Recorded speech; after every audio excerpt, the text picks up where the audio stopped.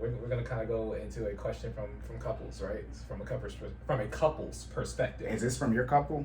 Is this the couple you're in? Look, your couple. I can either confirm or deny that statement.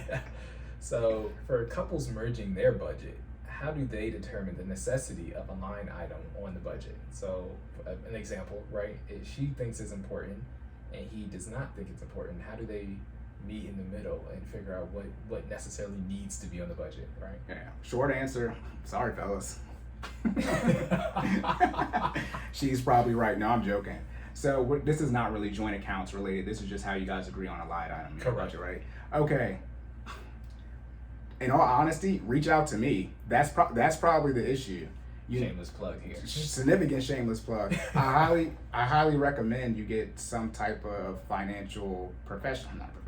some type of financial help outside of yourself, and then obviously if you're a couple, outside of the two of you. Some of them come in and mediate, right? And as I always say, they care about your success financially, right? But they're not as emotionally involved as you are. So they'll be able to take a step back and truly assess, exactly how important that line item is. And then on top of that, if you're working with a financial coach or advisor, the longer you work with them, the more they're gonna know and hopefully ask what your long-term financial goals are. Remember, back to the planning. Mm-hmm. If that line item isn't going to make it so you can't hit your goal in whatever date it is, then it does, whoever that person wins who wants it in the budget. Because at the end of the day, your long-term goals or whatever goals you have set, that's the key. As long as you can hit that, then it's all good to go to put that, in the budget. But if it's something where it is going to make it so you don't hit your goals, or it's going to kick it out, let's say 6 months, and you need it done in at least 3 months, right? You have a 3-month window of time that you can add on to it. Then it goes, well, what's more important, the goal or the line item? And that's when I said you have, again, this remember when I talk about financial therapy? Yeah. So I was thinking about getting an accounting degree. Now I'm like, dang, do I gotta become a therapist? No, but this is when the financial coach or advisor would come into play, as I've done. You come in and you mediate and say, you literally break down the numbers and say, hey, if it's not going to, make it so you're gonna hit your goal later, then what's the issue? For the person who doesn't want it in there, y'all still gonna do what y'all want to do. What's the problem? But if it's the case where it is going to, add another 6 months to you hitting your goal, you need to hit it in at least, 3 months after, then you guys have to determine, what's more important. And that's the answer. Now, if you're saying, well, we still can't determine what's more important, now that's back into the legacy and generational wealth talk. We really got to dig deep and figure out truly what you guys want, how you want your portfolio set up, how you want your assets and liabilities set up, and how you want your net worth to be in the short term and the long term.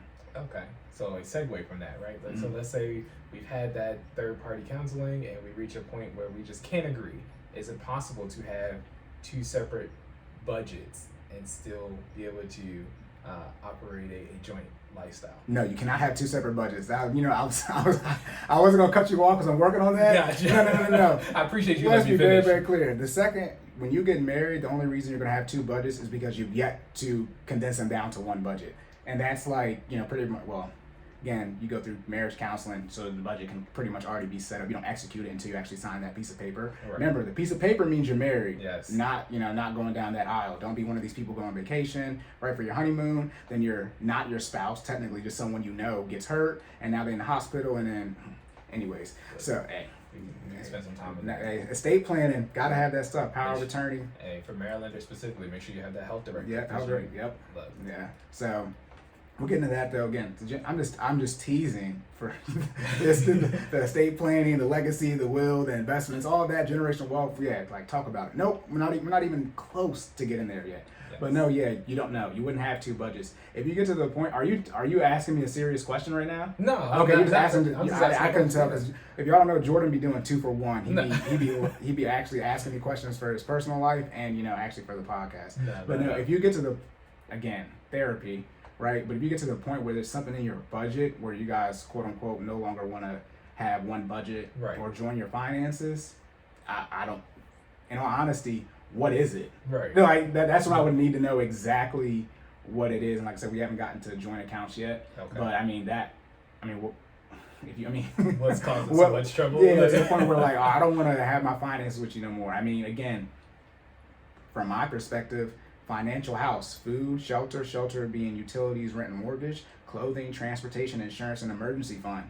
After that, you have your debt payments if you have that, then investments. Right. You know, if we're gonna hit our investment goals still, we're paying off debt or handling debt, should I say, how we want to in our financial house, our necessities aren't in jeopardy. That's really when it comes to the budget line item, which I'm jumping ahead of myself, but the budget line item, which is fund money. So you would each, if you're married, you would each have, let's say, $100. So that'd be $200 total.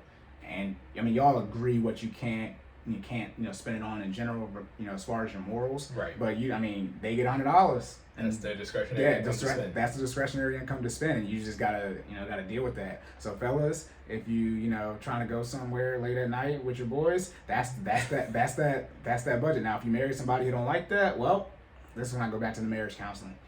Should have already had that discussed. Yes. What's the bachelor party? Never mind. Gotcha. What's the bachelor party for? So that line item should have been talked about prior to now. Yeah, I mean, I can just think about the budget, but I mean, you guys you're not arguing over your grocery bill. Right. You're not arguing over debt payments. Exactly. You're not arguing over utilities. You're not arguing over rent or mortgage. You're not arguing over. You might argue over clothing, but that would be non-necessity clothing, right? Obviously, if someone needs clothes, you get clothes. You're not arguing over car payment or insurance, right? Gas, right? You're not arguing over any of that. And then most people know they need to have an emergency fund. That might be it. You might be arguing about how much money you should be putting towards your emergency fund, and that goes into the mental makeup and the simple logic and discipline. Why would you not want to save your emergency fund as fast as possible? That's one of my probably favorite stress tests. Put the pressure on people, their emergency fund, and how fast they want to save it. Because if you don't want to save your emergency fund as quickly as possible, ASAP, what? I mean, who doesn't want to be in a high cash position? Right. It's the emergency fund. That's what it's for. So that would probably be the only thing I think of. Because again, I mean, your subscriptions, either y'all do or don't want that. I mean, you might argue not about whether they should have the subscription, but they might increase the rate. So then you might be arguing about, well, do we still want this? But that's not you guys' fault. Just the rates go up. But again, these are non-important things. Gotcha. So anything serious, you wouldn't be arguing about how much money you're putting into your kid's college fund, right? But y'all might, counseling, y'all might. That's why I said you need to reach out to me, somebody, and have someone come in and mediate and help your finance for you and do that real in-depth, long-term planning. Excuse me, I just say reverse engineering your debt, because that's what it's all about. Where do you want to be at the end? Because that's what investments is about. How much money do you want to have when you're about to die? Whatever. That's why I said I'm gonna save it, because that's just too much. But yeah, you shouldn't be arguing.